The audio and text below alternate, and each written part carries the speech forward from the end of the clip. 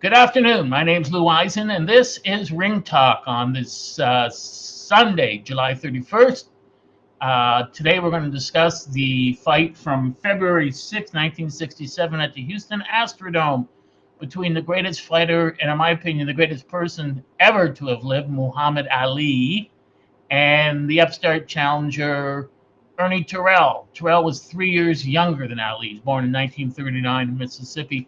You know, Terrell held the WBC title, the WBA title, excuse me, which was stripped from Ali because Ali had a rematch with Sonny Liston, and the WBA said we don't allow rematches. Of course, that was a complete farce. Both organizations then and now are run by mobsters, uh, criminals, and their title belts are really worthless because the people have always known who the best fighter in the world is in each weight division. Ali, in order to get, when he was Cassius Clay, a fight with Sonny Liston, this was commonplace for 100 years. You had to agree that, although the champion and his team thought there was no way that young Cassius Clay would win, you have to agree to give a rematch if you do win. And so he agreed. WBA said they weren't aware of that. That's a lie. Ed Lastman was there when the contract was signed. He always had special dispensations for rematches. And then they passed a law saying you can't, although they still allow it for some fighters, but for Ali, they didn't.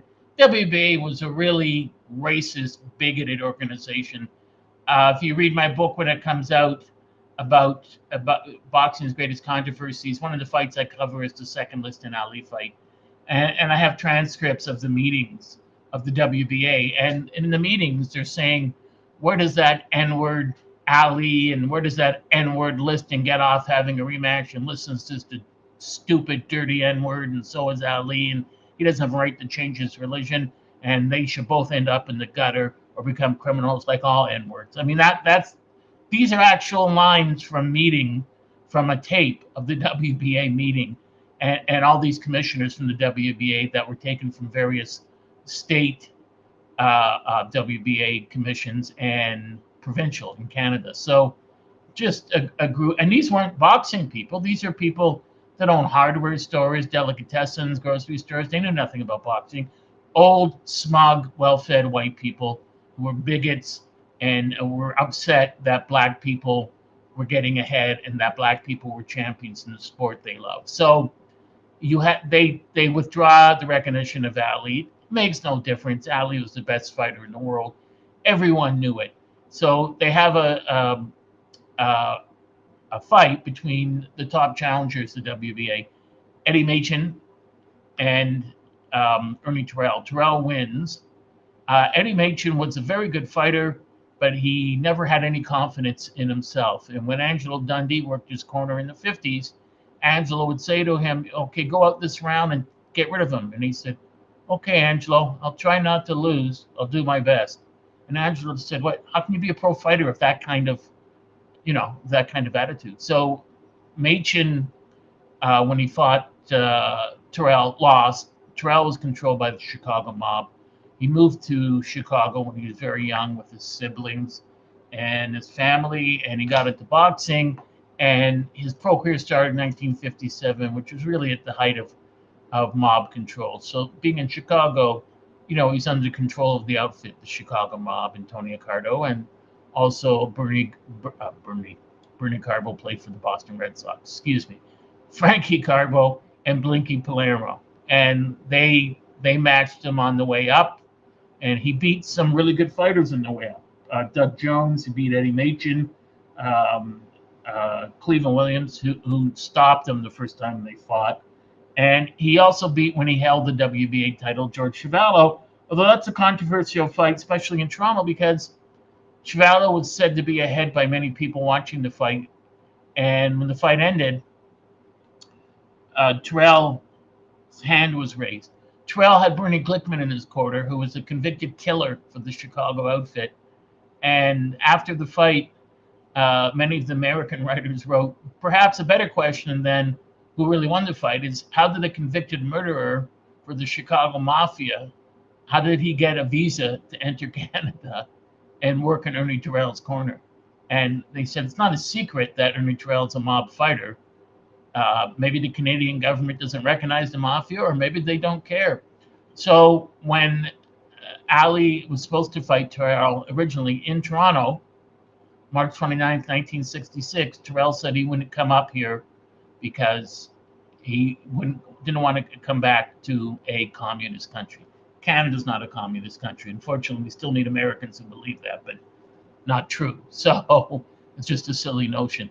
Anyways, he didn't want to come back up because Bernie Glickman wasn't allowed back into the country. And before the Chvala fight, Glickman had said to the referee Samuel Offspring, the judges, and to Irv Ungerman, George Chuvalo's manager, that if your guy wins, you end up in Lake Ontario. And that wasn't an idle threat. This is the history of the mob throughout boxing going back 120 years. If they say they're going to do something to you, 99 times out of 100, they will kill you. So the judges, they knew George won, but they wanted to go home and see their families that night. And that's how a lot of Terrell's fights turned out. It didn't work. That tactic didn't work with Ali because Ali was the first unaligned, meaning non-mob controlled fighter, heavyweight champion in over 30 years.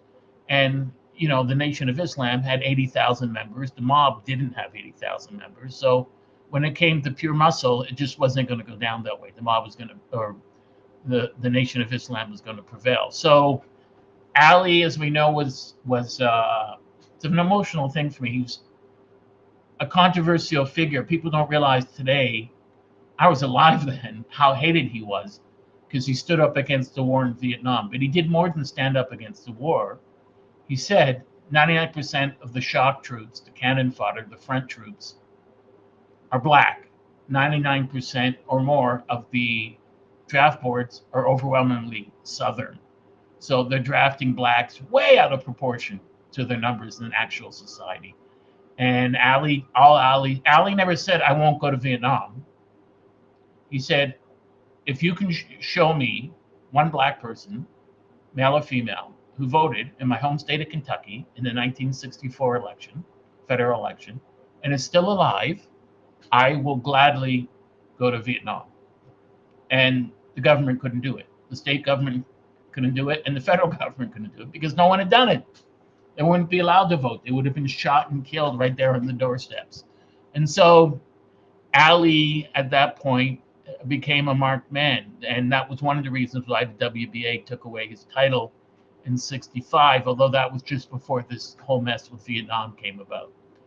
And so Terrell's fighting, but he's making no money. No one's showing up.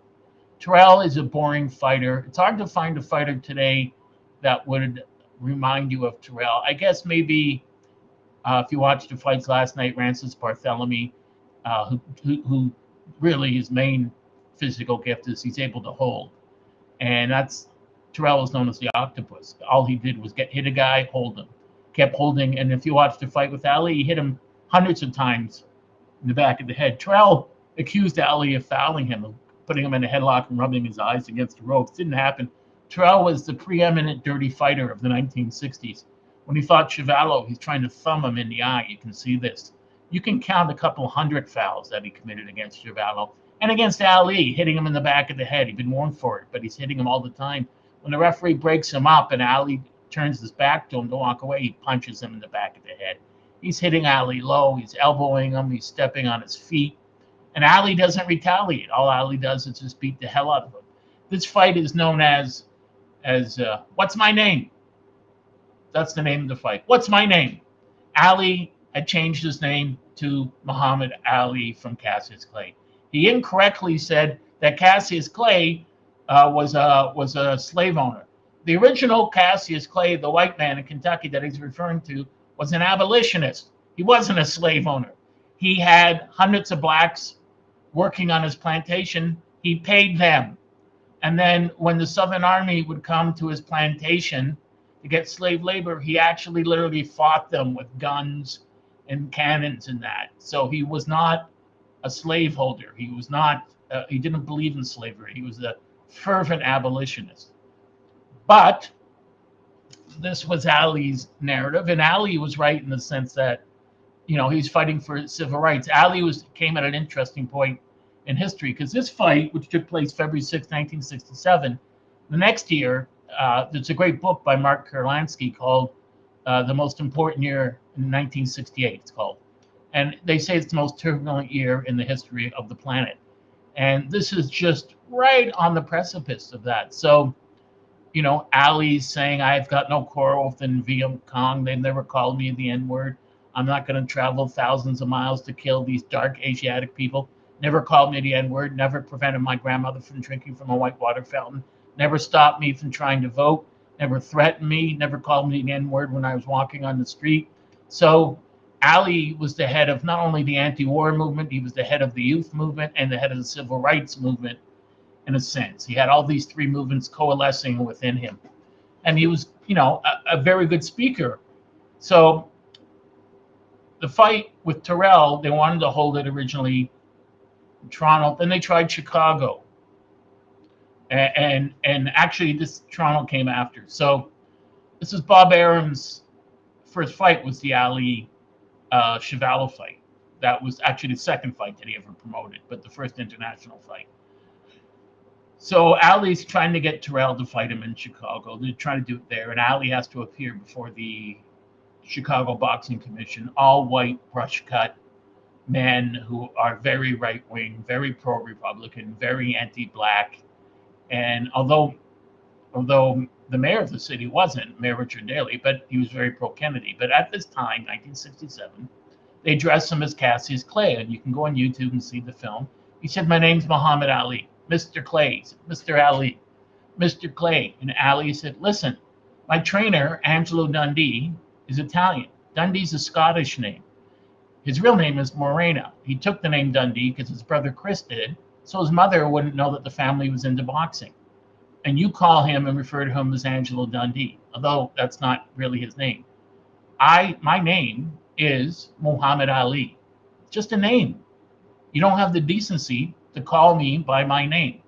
So there was a point where Ali just got up and said, "That's enough. You're sitting here, you're being bigoted and racist towards me." And they wanted Ali to apologize for his statements in Vietnam, and he wanted to apologize for his religion. He said, and he agreed initially to do it, but when he got there, he said, "No, I'm a free American citizen. The Constitution says there's a separation of church and state. I have the right," this is a prize fighter talking, "I have the right to practice any religion I want and to hold any political view I want. And that shouldn't at all in any way affect my ability to fight anyone I want. Would you believe that what you're doing is American?" "Yes." And he said, "How do you know? How can you prove your patriotism?" He said, "I pay taxes. I vote. I don't break the law. I don't curse. I don't drink. I don't smoke. I don't carry weapons." But they didn't matter. It didn't matter to the Chicago Commission. They didn't allow Ali to fight. So this fight went everywhere. It also went to Montreal, and Mayor Jean Drapeau said no.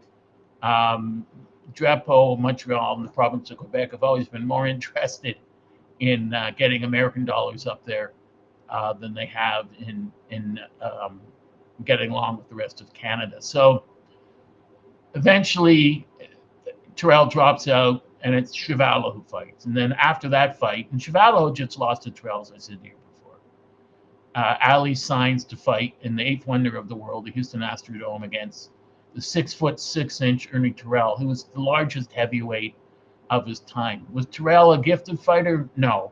He had a good jab, and he had an all right hand, but he wasn't Ali. He wasn't special. And you've probably seen this on YouTube, but before the fight, they're both being interviewed by Howard Cosell, and they're dressed up, have their suits and ties. And this was another thing Ali had done. He said this to me too once. I said to him when I went to the Hall of Fame, and I had a suit and tie on, Boxing Hall of Fame. He said, "Well, you should." And it was brutally hot there. But he said after, you have to present yourself professionally. He said, "I don't like when I see athletes, eating on camera or chewing gum." He got that from Angelo Dundee.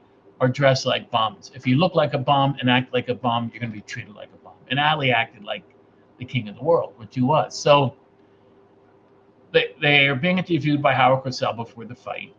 And it gets acrimonious. Ali's starting to get genuinely angry because Ernie Terrell says, I'm going to beat Clay. And Ali says, "Why do you keep calling me Cassius Clay?" Because that's the name your mother gave you. So what? Your real name is Ernest. I don't call you Ernest. I call you Ernie. So what? I changed my name legally to Muhammad Ali, and you will address me as that right now or in the ring. And he said, well, Cassius, my name's not Cassius. He said, what's wrong with you? You know, everyone calls me Muhammad Ali now. Even white people call me Muhammad Ali, and you don't have the decency to do it. And he just said, he kept calling, well, that's the name you introduced yourself to me as. Yes, 7 years ago. But since then, I changed my name and I've seen you and I told you that. And he wouldn't do it. So he said, you know what? I'm going to punish you. I'm going to punish you the way I punished Floyd Patterson. You're nothing but an Uncle Tom N-word. So why would you call me an Uncle Tom? And Terrell was getting very upset because you're an Uncle Tom. You're controlled by white people. And he said, you're controlled by the mafia. Everyone knows you're controlled by the mob. Now, Ali was the only one who could get away with that and live, because he had the muscle behind him with the Foy, the fruit of Islam. He said, you're an Uncle Tom N-word. You can't fight. You came to me begging for the fight because no one's paying to see you. You don't have any money. You're broke. The mob's stealing your money. And you're begging to fight me because I'm the biggest draw and I'm the world champion. And you know it. And he kept calling him Clay. And finally, Muhammad slapped him in the face. And they tried to get at each other, but it was broken up. And Ali said, I'm going to punish you in the ring. And he did. He did punish him. Angelo Dundee told me he was upset. He kept saying, with this in the Patterson fight, he kept saying to him, just get rid of him. So when you see the fight, Ali won every round. The rounds weren't close. Ali won all 15 rounds by a wide margin. And when you look at it, Terrell claimed he grabbed my head, as I said earlier, and rubbed it against the ropes. Didn't happen. From the first seconds of the first round, Ali comes out and he lands 5, 6, 7 shots on Terrell's face. He's too quick. Ali's 6'3 3/4, Terrell's 6'6. But as Angelo Dundee was fond of saying, it's not the size of the dog in the fight, it's the size of the fight in the dog. And Ali was motivated. He was angry because this man was personally disrespecting him and his religion. Now, not to make this a religious debate, but Ali looked at himself as a Muslim, not a black Muslim, a Muslim. A Muslim is a Muslim. They come in all colors, like every religion. And Ali, not long after that, wanted to leave the Nation of Islam, but knew it wasn't safe to do so. Eventually, he did after Elijah Muhammad passed away. And Ali lived the rest of his life as a Sufi Muslim. Sufis are very peaceful and moderate. And not to say other ones aren't, but that's the way Ali looked at himself. But the insult that Ernie Terrell was heaping upon, these insults, which the white press was heaping upon him, Ali felt ganged up upon and supremely disrespected. And he said, I would expect that from the old white press and from older white people. I wouldn't expect it from a fellow black man who grew up in the South like I did and knew what it was like, except Ali grew up in the black middle class. Ali was different than most other black fighters and black people growing up in the South in that he had a roof over his head.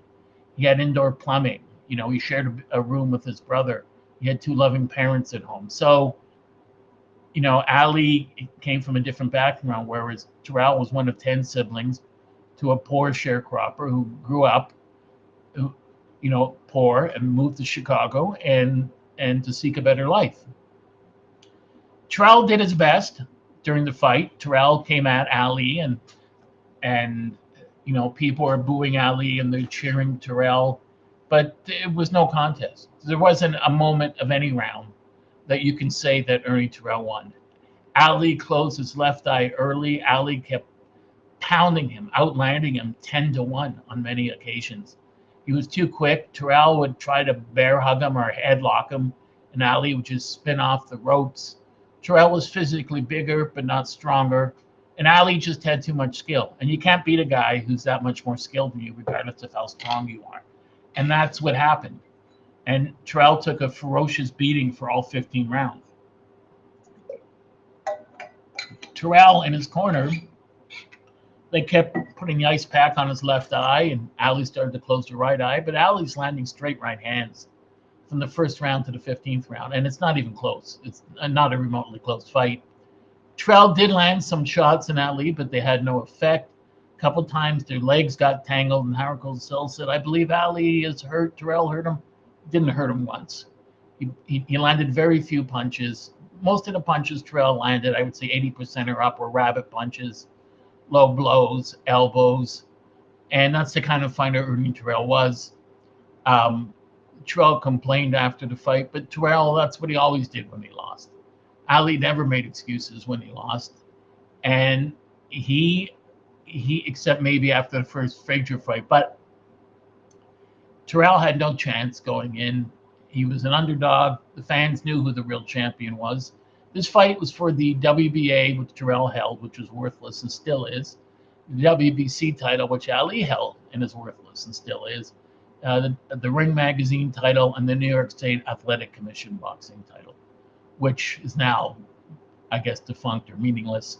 And if you watched the fight last night and watched Waleska Rodan score a draw between Danny Garcia and Jose Benavidez, you know the worth of commission's belts. So in this fight, everyone was hopeful that didn't like Ali, which was most of the country, that Ernie Terrell could somehow do this and rise to the occasion and beat Ali. But Ali's skill level was way up here, and Terrell's was way down there.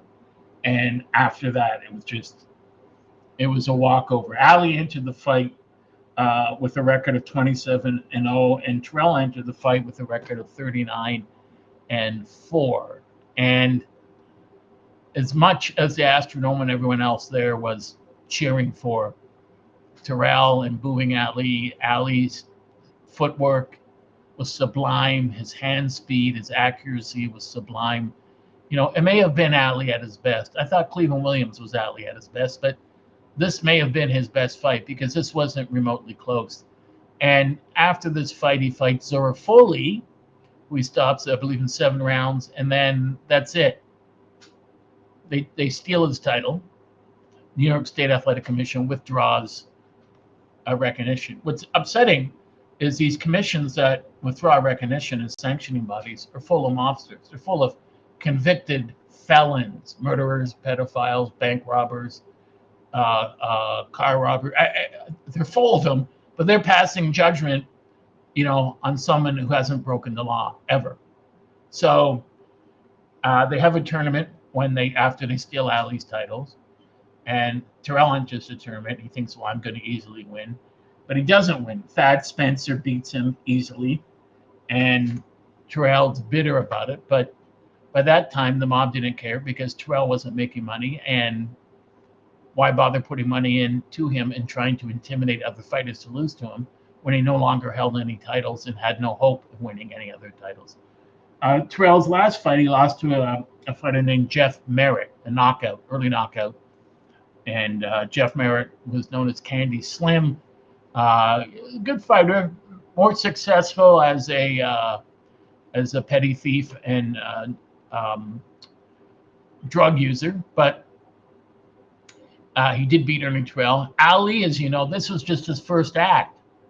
Ali completely reimagined himself. He was exonerated by the Supreme Court, as well he should be. He wasn't bitter. The thing that always surprises me most about Muhammad Ali when I met him when I spoke to him, was he was never bitter. I can't get over that. All of us are bitter. If somebody owes you $50 and they don't give it to you, and they say, well, I'm going to give it to you in a week, and 6 months go by, you're bitter.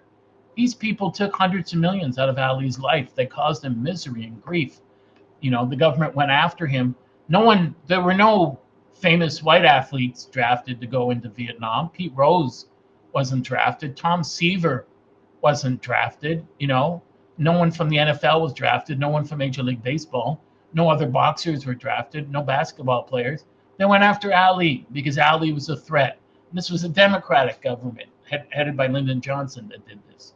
So Ali, as he said, did not burn his draft card. He did not flee to Canada or Europe. He stayed here, stayed in North America and the United States, fought it legally, and won. And so they gave him back his freedom. They couldn't give him back his title. And as we know, Ali has to come back. He wins all these fights. He only had 2 fights before he fought Frazier after being off for 4 years. Angelo wanted them to have 3 more, but as Ali said, I was destitute. I had no money and I had to pay lawyers. So he has to fight Frazier for $2.5 million. He loses, and then they fight again 3 years later. He wins, loses to Norton. Norton breaks his jaw. Ali hadn't trained for that, comes back, beats Norton again, and then wins the title second time against George Foreman in the Rumble in the Jungle in Zaire, and one of the greatest upsets of all time. People ask me if Ali and Terrell ever became friends after. No, they didn't. Ali made peace with Floyd Patterson because in Vegas, Ali's manager Gene Kilroy was there in the late '80s, early '90s, and when Ali walked into the restaurant where they were, Patterson said, "Hey, Cassius," and Gene Kilroy said, "Come on, Floyd, you guys are both retired. It's over. Give the man his due. Call him Muhammad." And Patterson apologized, and Ali hugged him, and Patterson called him Muhammad Ali. But Terrell never did that. Terrell refused to do that. And when I met Terrell at the Boxing Hall of Fame, he wasn't not nice, but when he said, "Where are you from?" I said, "Toronto, Canada." "Oh, so you like Chevalo? You're probably one of those people that think Chevalo beat me." And I said, "I just came to say hi. That was all." So he didn't end up with much money. His sister, by the way, was Jean Terrell, one of the lead singers of the Supremes. It was an exciting fight. If you get a chance, watch the fight. I'm not finishing quite yet. Watch the fight, 1967. I watched it earlier in the week. I'm interested to know if people watching out there, if you can find a round where you thought Terrell won. Terrell did have some good points in some rounds. He did lean out with his left hand and tag Ali a couple times, and he hit Ali some good right hands. But Ali was so quick, Ali would come in, rat-a-tat-tat, and then get out of the way.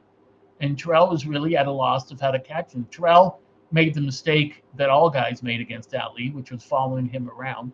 And if you followed Ali around, especially in a straight line, you had no chance. You just use your face for a speed bag. And he tried cutting the ring off on Ali, and Terrell's a much bigger man, and Ali would just hug him when he got close and then spin out, which was one of the reasons Terrell was getting frustrated and hitting him with rabbit punches and low blows and forearms and elbows. After the fight, he said, I don't hate Ernie Terrell, and I don't believe he did. He just said, I didn't appreciate the lack of respect. I'd never not respected him before the fight. I was always kind and generous to him, and Ali was with all his opponents, except for Frazier. But Terrell didn't extend him the same courtesy. And they said in the newspapers after, it was the cruelest performance of Muhammad Ali's career, because he really at times had Terrell out, and he could have taken him out, people believe, and didn't, let him stay to punish him. Now, only Ali knows that, and only Terrell knows that. So Ali said after, "No, I didn't think I could take him out. I didn't think I had him hurt enough at any point where I could take him out." You don't know. I remember watching George Chuvalo fight Doug Jones, and because Irv Ungerman said that, "I don't think you can beat Jones," Chuvalo gave Jones the beating of his life. And I thought there were times during the fight where Chuvalo could have taken Jones out, but didn't. Wanted to punish him more to prove to his own manager that I'm the better man. I don't know if that's true, and I'm certain George wouldn't agree, but that's the way boxing is sometimes. It's a hurt business. It's a cruel sport. As Ali said after, I didn't foul him. I've never fouled an opponent. The only foul I ever saw Ali commit was pushing Foreman's head down and pushing Frazier's down. That's not really a foul, although you're not allowed to do that. But it's not like a thumb or an elbow or a headbutt or a low blow or a forearm, or palming a guy with your glove. It's completely different. I enjoyed watching the fight because Ali was just so supreme. And when you watch him beat Terrell, he's in control of every round. And you can only wonder, it brings tears to my eyes, you can only wonder how much better he would have gotten if he hadn't been thieved and robbed of recognition as the world heavyweight champion. As Ali said, and everyone in boxing knows, you can only lose to title in the ring. You can't lose it from some sanctioning body. That's ridiculous. And that's one of the things that annoys me today is they say now, well, in boxing, we now have for the first time 4 undisputed world champions, 3 or 4. But it's not going to last because those champions are one of those sanctioning bodies is going to steal one of those belts and say we don't recognize this guy as champion and we're going to have other fights.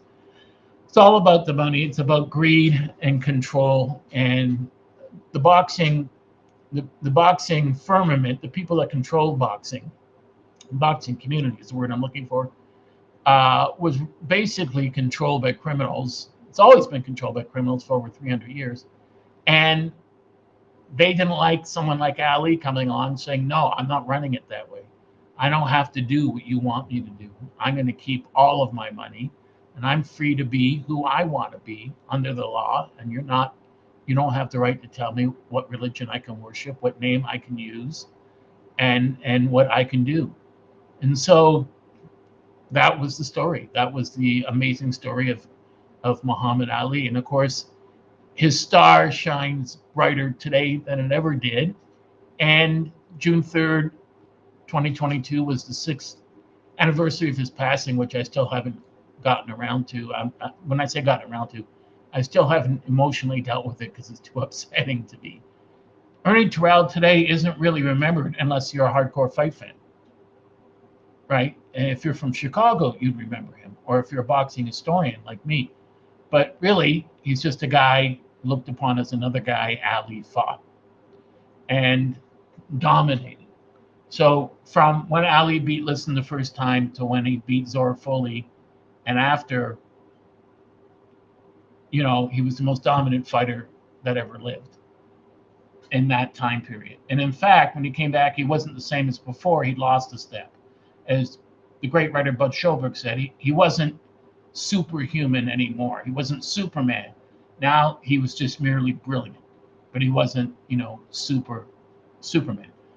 And you see this in sports. From 55 to 60, Sandy Koufax was an average pitcher. From 60 to 66, he's the greatest pitcher that ever lived. So Ali had the same thing, but Ali, very few fighters can take almost 4 years off and come back. So to come back and win the title again twice is incredible. Even more incredible, George Foreman took 10 years off and came back and won the title again. And Joe Louis took 4 years off during the war, but he was not the same fighter when he came back. Ali was smarter than any other fighter that ever lived, and he was able to come back and use the other skills that he had and experience to destroy everyone he fought after until the end of his career when he shouldn't have fought. Terrell ended up becoming a footnote in boxing. He was a singer. He had a band called the Champions, and Terrell lived. He was born April 4th, 1939. He was 3 years older than Ali, and he died December 16th, 2014, at the age of 75. His cause of death was dementia, and as we all know, Muhammad Ali died June 3rd, 2016, from complications of Parkinson's disease. Although getting hit in the head a lot certainly didn't help, but it was said the cause of death, well, the final cause was cardiac arrest, but brought on by Parkinson's disease. So these are two, well, I can't say two really good fighters. One legend, a social legend, Ali, whose spirit and greatness permeates the entire world today. And when people say, Michael Jordan's the greatest athlete of all time, not true. Or this person, Floyd Mayweather, or Bobby Bonds. Barry Bonds, excuse me. It's not possible. Sports Illustrated voted Ali the athlete of the century. So that all of these other publications, ESPN did too. No one had the penetration that Ali had on every city and every planet and every corner, not every planet, every corner, all the continents of the world. As Ali said, I can walk into any house anywhere on earth. Iceland, Israel, Iraq, the Congo, Greenland, the Yukon, anywhere, Mexico, El Salvador, and they would invite me in for dinner. And that's the truth. Not only the greatest athlete of all time, but the the most beloved athlete of all time. And that was the story of that particular fight. And as I said, Ernie Terrell, was doing all right before in terms of victories. He was making no money. He begged Ali for the fight, and Ali finally relented. And then after Ali had agreed to help him, when Terrell, starts calling him by the name Clay, the rage in Ali's eyes, you can see Howard Cosell starting to get concerned. His attitude is, boy, you should not have done that. And Ali let him have it there, and he just let him have it in the ring. That Ali that beat Ernie Terrell, I think, beats any heavyweight that ever lived. I think the only other heavyweight that would have given him a fight would have been Joe Louis. Because Ali fought guys that were taller than him, it didn't make a difference, and guys that were his size or smaller didn't make a difference. But Joe Louis was so supremely skilled and so brilliant that he had to have given Ali a good fight, if in fact they ever had, in your fantasy fights. Of course, this is one of the reasons why they had Ali loved Joe Louis. Louis and Sugar Ray Robinson were his heroes. And one of the reasons he would get angry at Joe Louis is Joe Louis would never give Ali credit for being a brilliant fighter. And someone as great as Joe Louis had to know how truly brilliant Ali was. But Ali was the reason why the money went up in all professional sports. Baseball players today, we hear about trades, for Shohei Ohtani or Juan Soto, or guys signing for $300 or $400 million in baseball and basketball. That's all Ali. Ali was the reason people started putting huge money into it. Ali was the one who said, if an athlete is colorful and can talk and can promote himself, he can make himself some good money. And he learned that from Gorgeous George. And as I said earlier, Ali and Terrell never really patched over what happened. And I think if they had ever crossed paths when they were older, I don't think Ali would have done anything. He was a man not to be bitter, let bygones be bygones. But you have to remember, this is during the 60s, and when racial tensions and political tensions and social tensions were very high, and the United States was a constant cauldron of change. And Ali was very sensitive about his stance in the world and where he belonged, and that what he was doing is right. And so to have another fighter, especially a fellow black fighter, who he was helping out, who wasn't making any money, disrespect him on camera and disrespect him in interviews, that was just too much for him. Ali just could not work that. And in the ring, for 15 straight rounds, he gave Ernie Terrell the worst beating, one of the worst beatings I've ever seen a fighter take. Why do I say that? Because if you go into the ring and do what Joe Louis did to Matt Schmeling in the second fight, it's more merciful. If Ali had knocked him out in a couple rounds, it would have been more merciful. Ali didn't want to.